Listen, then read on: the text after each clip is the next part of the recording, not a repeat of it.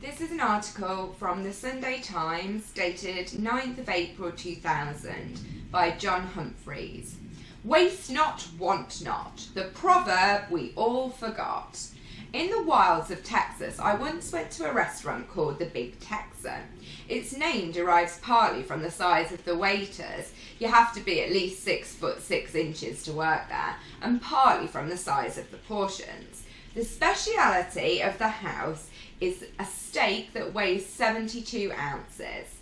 That is approximately the size of the average Sunday joint, with enough left over for at least another family meal. Most people give up, and what they leave, of course, is thrown away.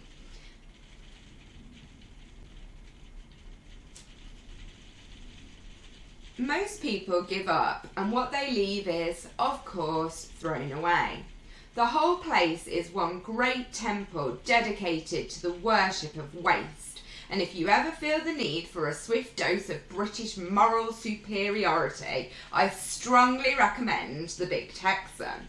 When it comes to waste, the Americans are the unquestioned champions of the world. But the British are beginning to challenge them.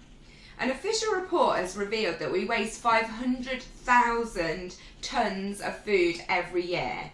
Now, that is not food that has grown mould in the back of the fridge and lurks there threatening to take over the world. It is edible food that has merely passed its sell-by date on the supermarket shelves. It's worth about 400 million, and it costs another 50 million just to get rid of it.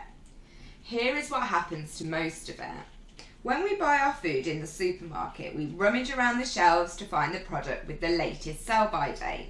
The stuff with the earliest dates is left on the shelf, and because the balmy rules and regulations would have us believe that we shall die in agony if we eat a spoonful of yoghurt 30 seconds after the date on the carton, it ends up in the landfill side.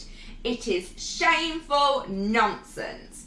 Every year, a typical supermarket chucks out 50 tonnes of perfectly good food. Still feel so smug about the wasteful Americans? That food could be used by any number of needy people, but we throw it out. Only a fraction is handed over to charities, who are constantly begging for more. Some of us might cluck a little over the wickedness of a world in which we waste food while Ethiopian children starve, but we get over it. We smile at memories of our mothers telling us it's wrong not to eat all your dinner when children are starving in Africa. The truth is, we only care about waste in the context of money. Our attitude seems to be, if we can afford to waste things, then why the hell shouldn't we? I know a woman who is reasonably well off and a keen cook who will not use a recipe calling for egg whites unless she can find use for the yolks at the same time. She would rather slit her wrists than throw out perfectly good egg yolks.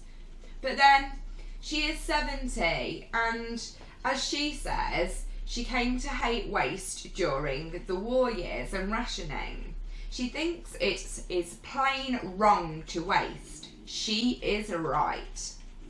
I am still smarting from an interview I did last year. I confessed to the interviewer that I turned off lights when I left the room and boiled only a mugful of water if that was all I needed. Could this really be true?